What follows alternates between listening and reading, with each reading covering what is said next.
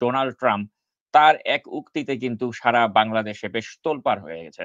এবং তিনি যেটা বলেছেন যে একটি $২৯ মিলিয়ন এর একটা ফান্ড, এটা নাকি USAID এর মাধ্যমে বাংলাদেশে দেয়া হয়েছিল এবং এর থেকে নাকি ২ জন ব্যক্তি অনেক বেশি বেনিফিটেড হয়েছে বলে তিনি বলেছেন।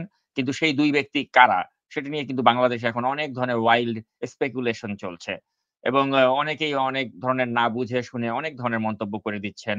বলছেন এই ফান্ডের টাকা অমুক পেয়েছে, তমুক পেয়েছে। এভাবে নানা ধরনের মানে বিভ্রান্তি কিন্তু আমরা সামাজিক যোগাযোগ মাধ্যমে দেখতে পাচ্ছি।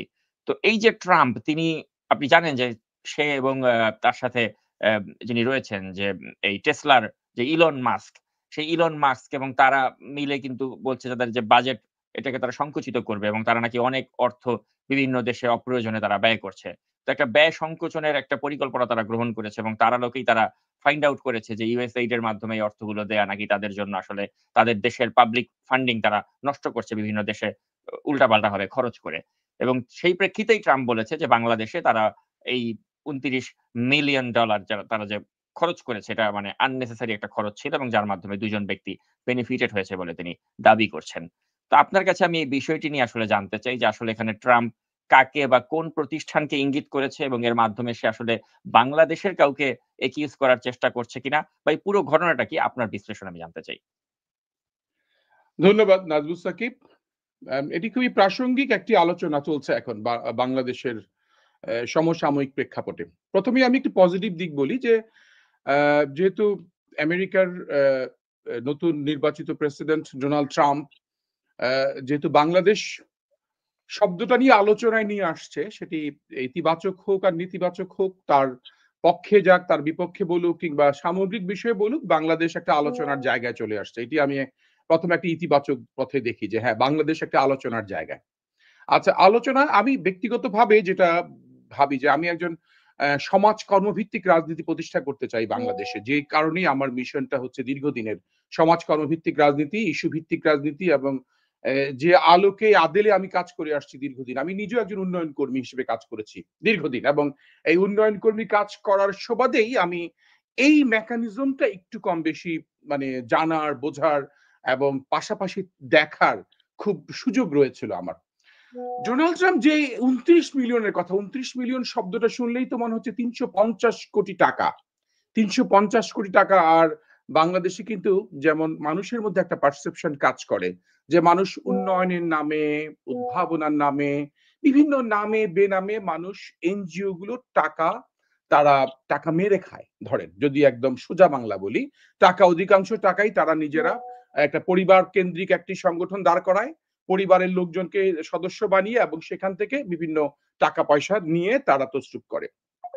এবং এটা অনেক সত্য একটি বিষয় যে যে এই সত্য বিষয় এই জন্য বলছি যে এই বাংলাদেশে এই যারা আমরা সুশীল সমাজের মানুষ এবং এই সুশীল সমাজের মানুষগুলো যারা বলি তাদের সকলের সাথে উন্নয়ন সংস্থাগুলো সম্পর্ক রয়েছে এবং উন্নয়ন সংস্থাগুলো সম্পর্ক আপনি এই সরকারে যদি ধরেন, এই সরকারকে আমরা কিন্তু একটা অনেকেই বলেছিলাম একটু বিদ্রুপাত্মক ভাবেই যে এটা একটি এনজিও সরকার এবং এনজিও সরকার এখন এমন একটি আলোচনা চলে আসছে, এই আলোচনা কিন্তু সংস্কারের সাথে সামঞ্জস্য রাখে, সংস্কারের সাথে প্রাসঙ্গিক এবং আলোচনাগুলোকে আমরা যদি সত্যিকার অর্থে কাদা ছোড়াছড়ি না করে মিথ্যা, কারণ এখানে তো মিথ্যা ভুল বোঝাবুঝির কোনো কারণ নেই। আমি সত্য কথাটাই আমি আগে বলি যে সত্য কথাটা কি হয়েছিল আসলে।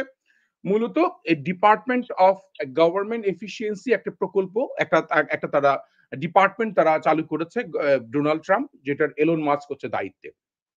ধরেন এলন মাস্ক যেহেতু ইউএসআইডির কোন প্রোটোকলেই সে ইউএসআইডির মধ্যে প্রোটোকল পায় নাই কিংবা না পাওয়ার কারণে ইউএসএইড সম্পর্কে তার একটি ভিন্ন ধরনের একটি বিদ্রুপাত্মক সে কথা বলেছে, যে কারণে এই সূত্রপাতটা শুরু হয়। পাশাপাশি এটা বেশি আলোচনায় চলে আসছে মাইক বেন্স, যখন স্টেট ডিপার্টমেন্ট একজন সাবেক কর্মকর্তা, যখন সে উদ্ধৃতি দিয়েছে যে আমেরিকার যে প্রকল্পগুলো বিশ্বের কোন কোন জায়গায় কাজ করে, বিশ্বের সরকার পরিবর্তনের ক্ষেত্রে বিভিন্ন জায়গায়, যেমন ভারতের ইস্যু বলেছে ভোটার টার্ন আউটের জন্য, ভোটারদেরকে আনার জন্য $২১ মিলিয়ন দিয়েছে, নেপালকেও বলেছে যে নেপালকে $২৯ মিলিয়ন দিয়েছে, কিংবা তারা আরো বলেছে বাংলাদেশকে $২৯ মিলিয়ন দিয়েছে। এগুলো সবগুলো ধরেন ইউএস এইটা হয়েছে আসলে সে 1961 সালে যখন জন এফ কেনেডি যখন এই ইউএস এইটার যখন যখন রাশিয়ার যে আগ্রাসন কিংবা সমাজতন্ত্রের যে উত্থান চলছিল সারা পৃথিবীতে, এই কমিউনিজমটাকে বের করে নিয়ে আসার জন্য একটা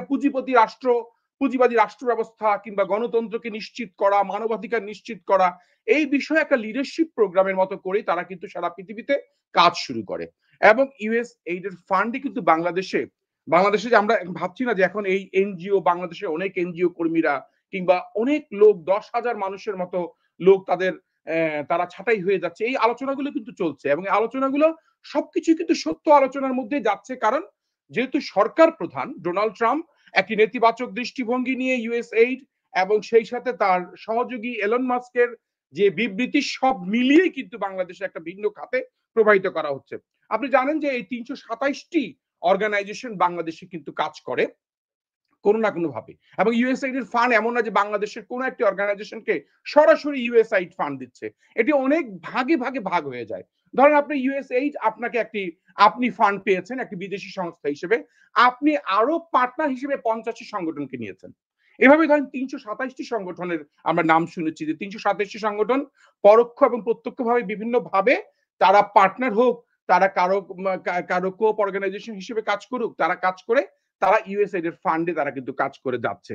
এখন এই যে বাংলাদেশে এখন যে বিষয়টি মানুষের মধ্যে চলে নিয়ে আসছে, ধরেন আজকে আমি একজন উন্নয়ন কর্মী, আর যারা রয়েছে ধরেন উন্নয়ন উদ্যোক্তা, এখন এই উন্নয়ন উদ্যোক্তাদের বিরুদ্ধে কিন্তু মানুষের একটি কথা বলার একটা সুযোগ করে দিয়েছে এখন, যে এই উন্নয়ন উদ্যোক্তারা শুধু যে আজকে ইউএসএইড ফান্ড, কেন ইউএসএইড তো কাজ করে যাচ্ছে, দেখুন আপনি 2014 সাল থেকে 2017 সাল তারা ডিএফআইডি কে নিয়ে তারা কিন্তু এই বাংলাদেশে এই নেতৃত্ব উন্নয়নের বিকাশে প্রায় এই 6-7 বছরের একটি প্রকল্প তারা কিন্তু কাজ করে গেছে। ভালো হয়নি, অবশ্যই ভালো হয়েছে, লাভ হয়েছে, অনেকের ক্যাপাসিটি বিল্ডিং এ কাজ করেছে, লিডারশিপের উন্নয়ন হয়েছে, বিভিন্ন অর্গানাইজেশনের ক্যাপাসিটি বিল্ড আপে কাজ করেছে। এখন তার নেপথ্যেও কিন্তু অনেক সমস্যা বাংলাদেশে বিরাজ করছে।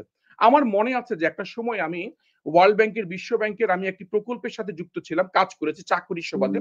আমি চাকরি করতে গিয়ে সেখানে দেখেছি সেটা প্রজেক্টের নাম হচ্ছিল environmental management system, EMS system. EMS system public হেলথে তারা আর্সেনিক মিটিগেশন প্রোগ্রামের উপর কাজ করেছে। আমি সেখানে অনেক উন্নয়ন উদ্যোক্তাকে দেখেছি যারা এই দাঁড়ে দাঁড়ে বিশ্ব ব্যাংকের দাঁড়ে কিংবা পাবলিক হেলথের দাঁড়ে তারা ঘুরেছে এই আর্সেনিক মিটিগেশনের এই শত শত কোটি টাকার কাজ করার জন্য, পাওয়ার জন্য। তারা পেয়েছে অনেকেই, সেখানে লাল দাগ সবুজ দাগ করার কাজ করেছে, অনেক টাকা লোপাট হয়েছে।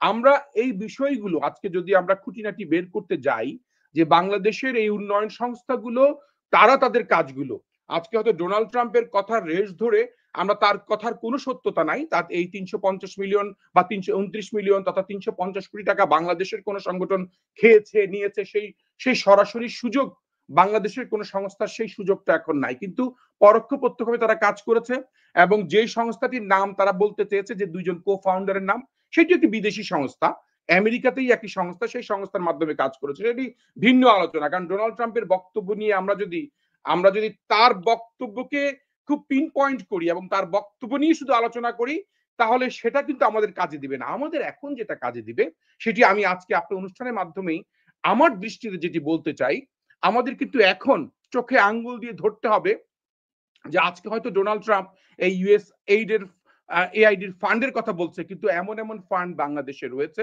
যে বাংলাদেশ উন্নয়নের নামে, গবেষণার নামে, সুশাসনের নামে, আইনের শাসন প্রতিষ্ঠান নামে কিংবা পরিবেশের নামে অনেকেই অনেক বড় বড় কাজ করছে, এবং সেই বড় বড় কাজগুলো কতটুকু বাস্তবতা সম্মত হচ্ছে, নৈতিকতার মাধ্যমে করছে কিনা, সততার মাধ্যমে করছে কিনা, সেটি কিন্তু এখন দেখার বিষয়ে দাঁড়িয়েছে।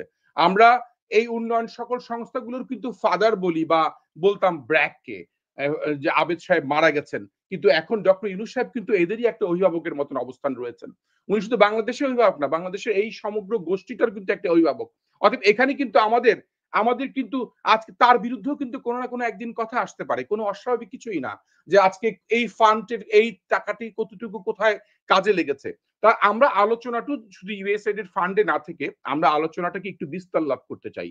আমি কয়েকদিন আগেই আমাদের একজন উপদেষ্টা, আমি যাকে খুব পছন্দ করতাম, তার সাথেও আমরা কাজ করেছি অনেক, রেজওয়ানার বক্তব্য শুনে আমি কিন্তু অবাকই হয়েছি। তিনি বলেছিলেন যে 52 বছর তাহলে রাজনীতিবিদরা কি করেছে, সব উন্নয়ন সেই সংস্কার আমাদের করতে হচ্ছে, তাহলে 52 বছর তারা দ্রুত নির্বাচন চাচ্ছে, অনেক বিষয় উনি বলার চেষ্টা করেছেন। মানে মূল কথাটা ছিল যে রাজনীতিবিদদের ব্যাপারে একটা নেতিবাচক একটা ইঙ্গিত দেওয়ার একটা বিষয়। কারণ এই বাংলাদেশের 52 বছরে যদি আপনি বলেন কোনো উন্নয়নই হয় নাই, সেটি ডাহা মিথ্যা কথা হবে। উন্নয়ন একটি ধারাবাহিক একটি গতিধারা। উন্নয়ন চলবে তার ধারায়, সেখানে সরকার লুপাট করেছে, বেসরকারি সংস্থা লুপাট করেছে, আমরা সবাই মিলে লুপাট করেছি, আমরা সবাই ভাগযোগ করে খেয়েছি দেশটাকে, আমরা দেশটাকে খান খান করে দিয়েছি, সেটা আলোচনার বিষয় এখন। এবং এই আলোচনা করতে গিয়ে আমরা রাজনীতিবিদ বনাম এই বিরাজনীতিকরণের পক্ষে যে লোকগুলো কাজ করছে তাদেরকে নিয়ে অন্যদিকে যাতে আমরা আলোচনাটা না নিয়ে যাই, আমরা আলোচনাটা আচ্ছা, এখানে নয়ন বাঙালি অন্যদিকে বলতে যেটা হচ্ছে আর কি, যে আওয়ামী লীগের লোকরা তারা কিন্তু বেশ উৎসাহ পেয়েছে এই বিষয়টা নিয়ে, এবং তারা বলার চেষ্টা করছে যে তাদের সরকারকে উৎখাত করার জন্য নাকি এই $29 মিলিয়ন খরচ করা হয়েছিল বলে একটা মানে খামাখা একটা বিতর্ক তারা উস্কে দেওয়ার চেষ্টা করছে। অথচ প্রকৃত সত্য হলো যেই ডেমোক্রেসি ইন্টারন্যাশনাল যাদের মাধ্যমে এই টাকাটা এসেছে, তারা কিন্তু ওই রেদওয়ান মজিদ ববির যে সিআরআই বা সিআরআই এর ফান্ডে কিন্তু তারা অনেক টাকা দিয়েছে, এবং তাদের যে একটা ডামি নির্বাচন 2024-এ, সেই ডামি নির্বাচনের সময় কিন্তু এই ফান্ডের থেকে টাকা গিয়েছিল। এবং এই সিআরআই এর সাথে তারা যে একসাথে কাজ করেছিল, এবং সেখানে ছাত্রলীগের ছেলেপেলে যারা ছিল তারাও যে মানে এখান থেকে যে টাকার ভাগযোগ পেয়েছিল, বা একটা অনুষ্ঠান হয়েছিল বিভিন্ন সময়, ছাত্রলীগের যে সাদ্দাম, সে তাদেরকে ধন্যবাদ দিয়ে বক্তব্য দিয়েছিল। এগুলোর ফুটেজও কিন্তু আমাদের কাছে আছে। তো এখন দেখা যাচ্ছে যেই আওয়ামী লীগ বা আওয়ামী লীগের সিআরআই, তারা যে ফান্ডিং এর থেকে বেনিফিটেড হয়েছিল, এই $29 মিলিয়ন যে অংশ তারাও পেয়েছিল, সিআরআই পেয়েছিল, রেদওয়ান মজিদ ববি পেয়েছিল। এখন তারাই আবার বলার চেষ্টা করছে যে এই ২৯ মিলিয়ন দিয়ে তাদের সরকারকে উৎখাতের ষড়যন্ত্র হয়েছে। যেটা একটা হাস্যকর বিষয়। এই হাস্যকর। বিষয়টা আপনি কিভাবে দেখছেন? না, এটি তো সম্পূর্ণ হাস্যকর। কারণ ১ম এই কথা হচ্ছে যে এটি ফান্ড চ্যানেলটা বুঝতে হবে। ফান্ড চ্যানেলটা হচ্ছে যে আপনি বিদেশ থেকে কোন সংস্থা যদি টাকা পাঠায়, সেটা অবশ্যই এনজিও ব্যুরোর পারমিশন ছাড়া টাকা নিতে পারবে না। এটা হচ্ছে একটা নরমাল একটা আলোচনা। আমরা ধরেন $৫,০০০ এর উপরে যদি কোন যায় অ্যামাউন্টটা, তাহলে সেখানে তো অবশ্যই এনজিও ব্যুরো থেকে একটি ক্লিয়ারেন্স দরকার হবে। অতএব এখানে $২৯ মিলিয়ন এর কথা হচ্ছে, কিংবা আরো যদি ভাগেও যদি আসে, সেখানে আপনি এনজিও ব্যুরো কারা নিয়ন্ত্রণ করে? এনজিও ব্যুরো হচ্ছে সরাসরি প্রধানমন্ত্রীর কার্যালয় নিয়ন্ত্রণ করে। বাংলাদেশে বা বিগত সরকারের দেখা গেছে যে শেখ হাসিনার প্রধানমন্ত্রীর কার্যালয় থেকে এনজিও ব্যুরোটা নিয়ন্ত্রণ করা হয়। কারণ কি? তারা এই বিদেশি ফান্ড, বিদেশি যে অর্থায়ন, এই সবগুলো তারা নিজেরা তদারকি করতে চায়, এবং কোথায় কোন খাতে এনজিওতে টাকা আসছে এবং কোন খাতে খরচ করছে সবগুলো তারা জানে। তার মানে সরকার তাদেরকে নিজেদেরকে উৎখাত করার জন্য কি টাকাটা নিল কিনা? মানে বিষয়টা এমন যে তারাই টাকাটা নিয়েছে। এবং এই যে আপনি কথাটা বলেছেন সিআরআই এর সাথে আইআরআই কাজ করেছে। এই আরআই যে ডোনাল্ড ট্রাম্প কথা বলছে, ডোনাল্ড ট্রাম্পের রাজনৈতিক সংগঠন হচ্ছে রিপাবলিকান এই পার্টির আইআরআই তাহলে শেখ হাসিনাকে এই যে অ্যাপ্রুভাল রেট দিয়েছে আইআরআই, যে শেখ হাসিনার 70% শেখ হাসিনার পক্ষে। এই আইআরআই কিন্তু তাদের শেখ হাসিনার পক্ষে অনেক গবেষণার কাজও তারা করেছে। সিআরআই এর মাধ্যমে তারা করুক। এখন কথা হচ্ছে যে এই শেখ হাসিনা এটাতে ঘোলা, এই পানিতে যে মাছ শিকার করা, কিংবা এই কথাগুলো ছেড়ে দেওয়া যে তাদেরকে উৎখাত করার জন্য, এটি একটি তার নিজস্ব একটা স্টাইল। সেও ডোনাল্ড ট্রাম্পের একটা স্টাইল ফলো করছে। সে ফলোটা করছে এই জন্যই যে সে আপনি জানেন যে এখন বাংলাদেশে খুব আলোচনা সমালোচনা হচ্ছে। একজন আরেকজনের বিরুদ্ধে বলছে যে অমুক টাকাটা নিয়েছে, অমুক প্রতিষ্ঠান টাকাটা পেয়েছে, অমুক প্রতিষ্ঠান টাকাটা ভাগ করে ফেলেছে। কিন্তু আসলে এই এত সহজ বিষয় তো না। এই বিষয়গুলো যেহেতু এত সহজ না, এবং এই বিষয়গুলো আমেরিকার থেকে ফান্ড খাওয়া নেয়া এতটা সহজলভ্য না।